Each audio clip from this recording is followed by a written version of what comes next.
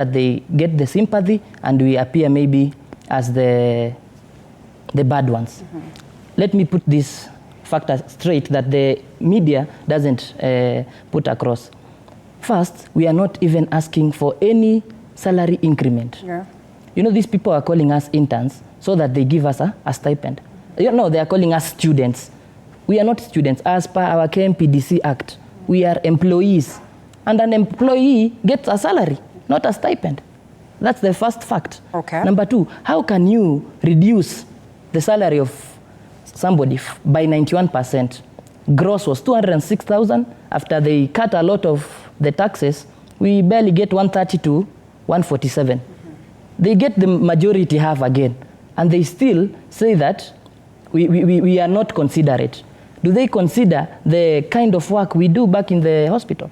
These people have slashed the risk and the call allowances. I will work for the whole day. Again, I'm supposed to work the whole night for a call. Again, I will show up for the shift the next day continuously. Okay. And you want to remove the call allowance. Number two, you post me in a place maybe like Bagadi or any other hospital where there is a lot of this easily contracted the infectious diseases, and you remove the risk allowance.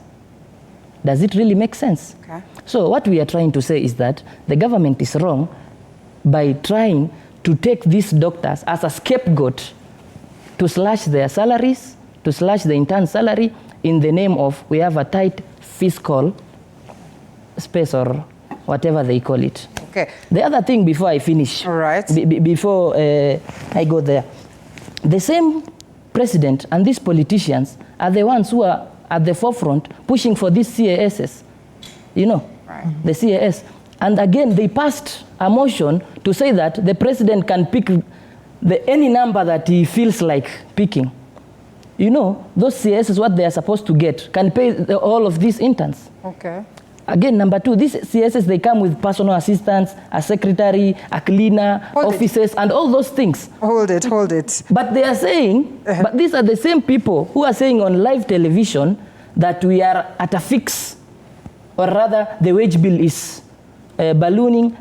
They are the ones who waste these resources by stealing and all those other things. The interns and the doctors at large should not be taken or should not be gaslighted. Hold it. And the lines are open for you to call. I mean, you can call as much as, of course, you want, and we'll be looking at some of it, the comments that you tell us, of course, that is, or the message beat, but equally we'll be receiving those phone calls. Quickly, before we get to buy board back, Madam Margaret, we might not focus much on whether there is money in the country or not, but perhaps the rules of the game. If these interns have been getting this, why change the rules of the game somewhere in between? What happens to HR policy? What happens to the guiding factors of the agreements that are set on board before you decide to bring in an intern, you know, in whatever it is, a sector that then you're in? Would we say that the government is changing the rules halfway? You see, the government is the employer. Yes. The employer can, it is legal for an employer to either reduce allowances, right, or even abolish those allowances if the government does not have ability, or if the employer does not have ability. Okay. So allowances can be reduced and they can be abolished. Now, if it is the salary can be renegotiated, so that if the two parties agree, they have reached a consensus, then fine. But you see, the president called it renegotiated to get them lower, or renegotiated to have it go up. To get it lower. I'm talking in the context of the situation. Okay. The situation where the employer is saying that they don't have money. Okay. Yeah? They don't have enough money.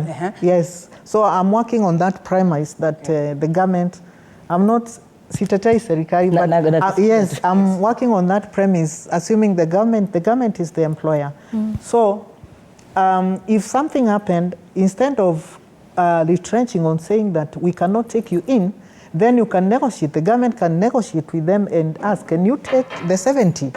So if they agree to take the 70, good enough. You see, again, the president has called it a stipend.